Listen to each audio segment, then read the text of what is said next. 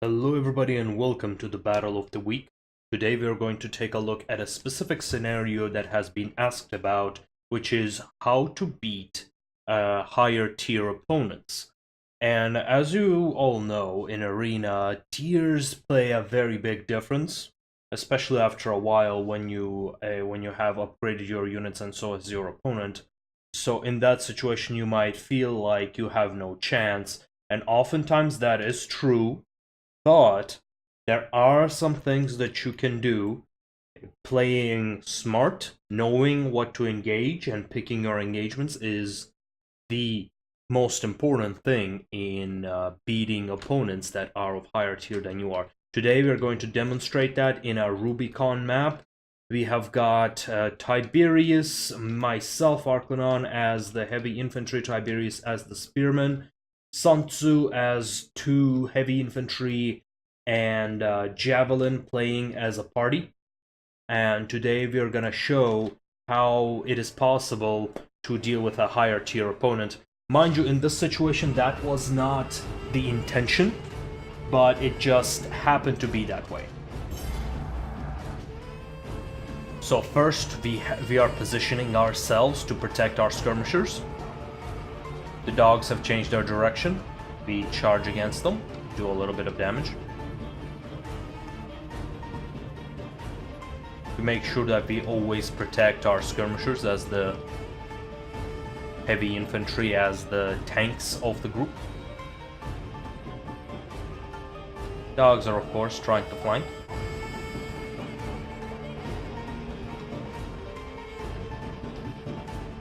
Now dogs under normal circumstances are able to go under phalanx, but phalanx is not the only trick in Leonidas' sleeve, and you just saw how much damage that shield bash just did.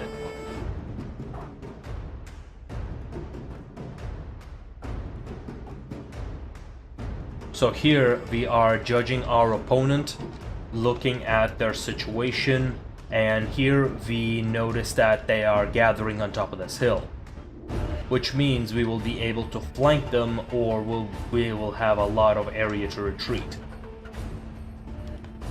So calling that situation, we see these tier 10 infantry, but we know we might be able to beat them if we coordinate right. So first, our main lines are pushing forward to challenge the enemy. They are taking the brunt of the enemy missile fire, as well as our skirmishers pushing back against them.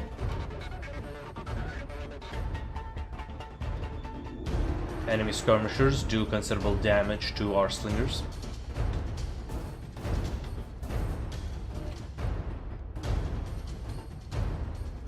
Of course, here we see Tiberius avoiding Scorched Earth, which is a very common counter against Spearmen. So Tiberius has seen an opening in the enemy lines. He knows if he pulls inside this Testudo and presses Shield Bash, he will do tremendous amounts of damage.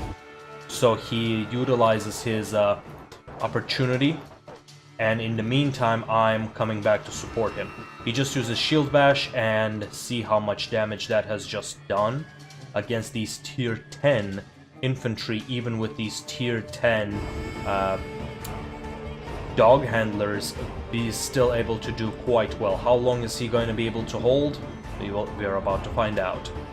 Now he requires support. He kinda went a little YOLO charge. He is currently flanked from 3 directions.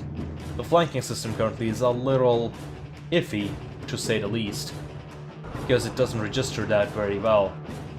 So I come in to support him. He still routes, but I activate my Eagle, which gives him enough morale to come back. Now I take position to surround my tier 10 opponent. So my allies come in to support. Now, here's the crucial thing. Here's the most crucial part. I have noticed that these fast-moving spearmen, thanks to their phalanx repositioning, have engaged first, and they have got their phalanx. And most importantly, I know we will not be able to beat these Imperial Guards in a straight fight. We must be smarter than they are. We must outmaneuver them, and that is what we are doing. As you can see, the blobbing here is minimal. Let's take a look at these closer ranks.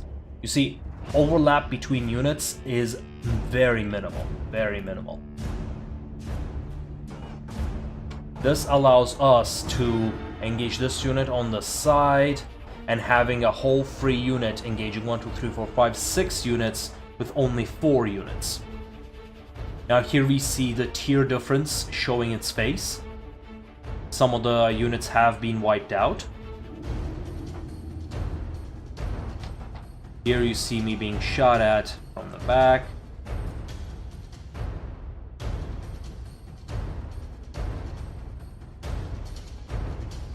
Now the key here has been utilizing all of the buffs that you have.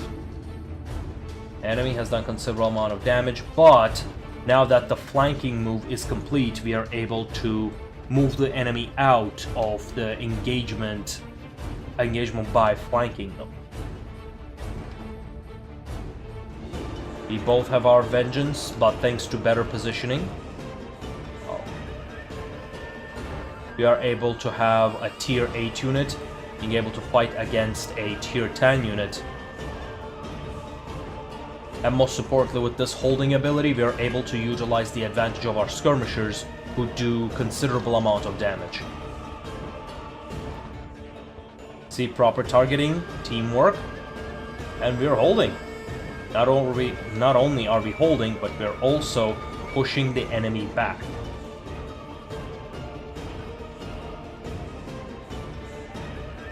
Here we have Tiberius's other spear unit coming in from the side.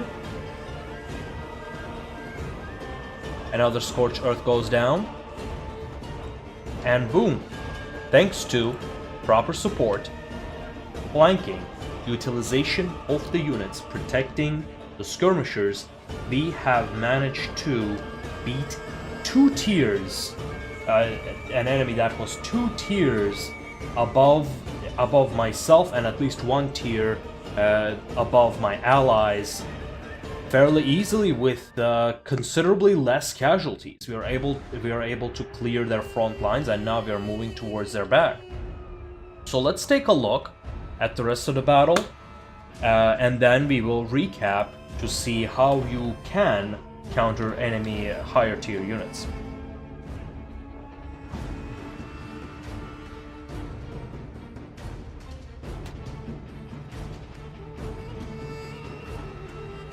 At these phalanx repositioning.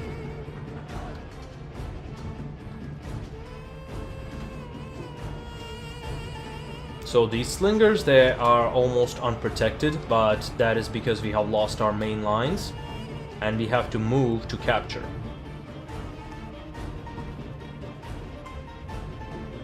Here we see some kiting going on.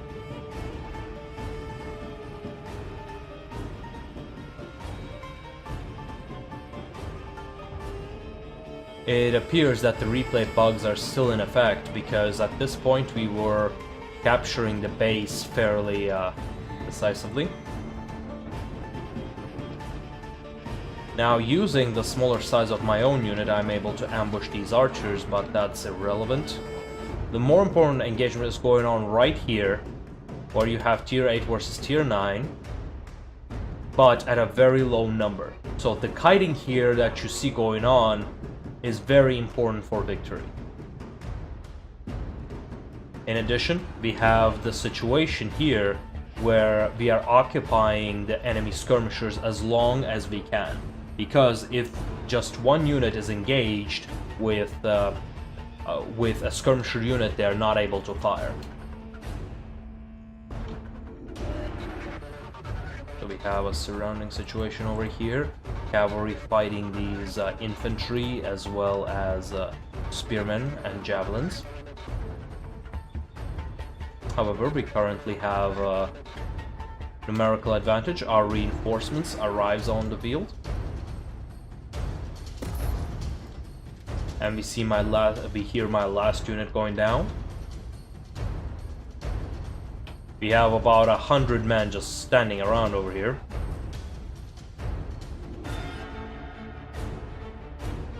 That's okay. As you can see, it's a very close fight.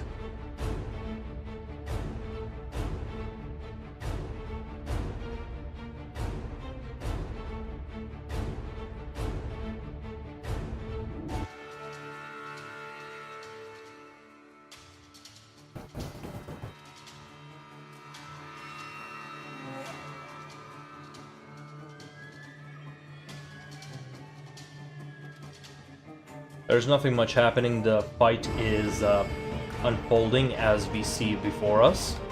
The heavy infantry are moving back and forth against these spearmen. These spearmen are being flanked, and these heavy infantry were conservative when it comes to their engagement. They were waiting for the reinforcements to flank and disassemble the enemy, and that is what they did. This has reduced their losses and the damage they did overall. After all, that's the central mechanic for all Total Wars, is that you do not need to kill all of your enemies, you just need to break their spirit. In some cases, and with some builds, you don't even need to kill a single man.